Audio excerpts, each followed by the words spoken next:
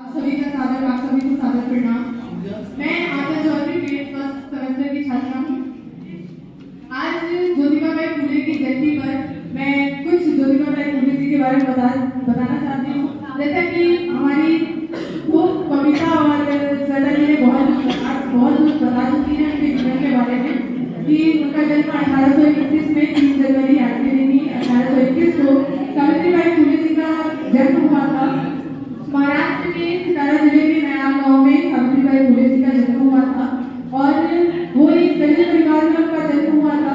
और उनके बचपन की घटना है, जैसे रोहित ने बताया कि बचपन में उनकी घटना थी, वो अपने घर में बैठी थी, उन्हें वो एक अंग्रेजी पुस्तक को पढ़ने का प्रयास कर रही थी और उनके पिताजी ने उन्हें देखा तो उन्होंने वो किताब उनके हाथ से छीन कर वो उसके पन्ने फाड़कर उस किताब को फेंक और फुले जी ने कहा कि बेटा, हम जिस जाति में पैदा हुए हैं उस जाति के लोगों को पढ़ने लिखने का अधिकार है। उस दिन सावित्रीबाई फुले जी के मन में एक बात बैठ गई कि हमें पढ़ने लिखने का अधिकार क्यों नहीं।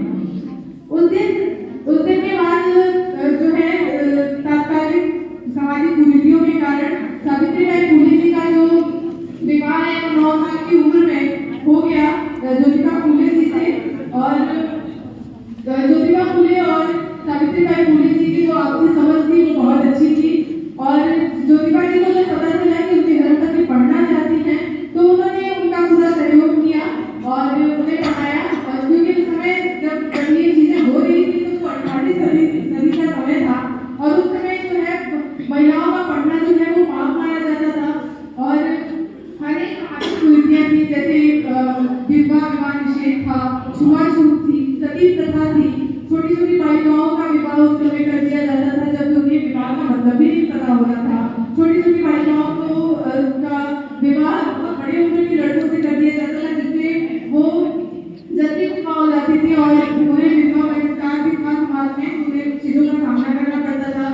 और जो है विवाहों को रंगीन कपड़े पहनना, अच्छे खाने खाना और घर से बाहर निकलना, किसी सामाजिक कार्य में शामिल होना, पूजा करना, किसी त्योहार में शामिल होना, ये कोई अधिकार जो है महिलाओं के पास नहीं था।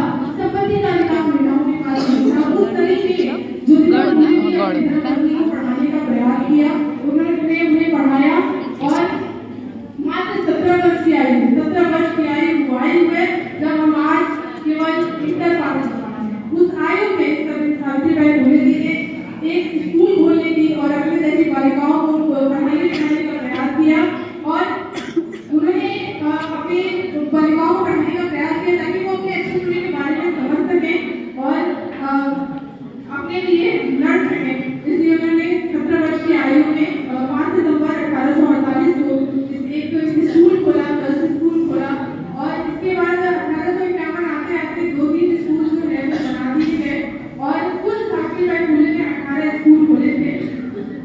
और इस दंपति के प्रयास और संघर्ष का ही परिणाम है कि आज हमारे देश के सर्वोच्च पद पर आसीन है श्री द्रौपदी मुर्मू जी, जो एक आदिवासी महिला है।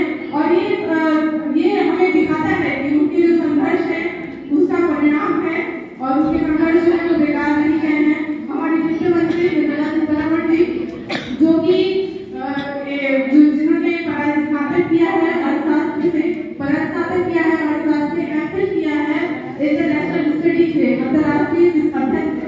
तो ये चीजें बताती है कि उस समय महिलाएं इतना पढ़ी और ये महिलाएं ये साबित करती हैं कि ये केवल औसत की मोहताज थी, क्षमताओं की कोई कमी नहीं थी, ये केवल औसत की मोहताज थी। और जब औसत मिला तो इन महिलाओं ने जो है इस अवसर का पूरा लाभ उठाया और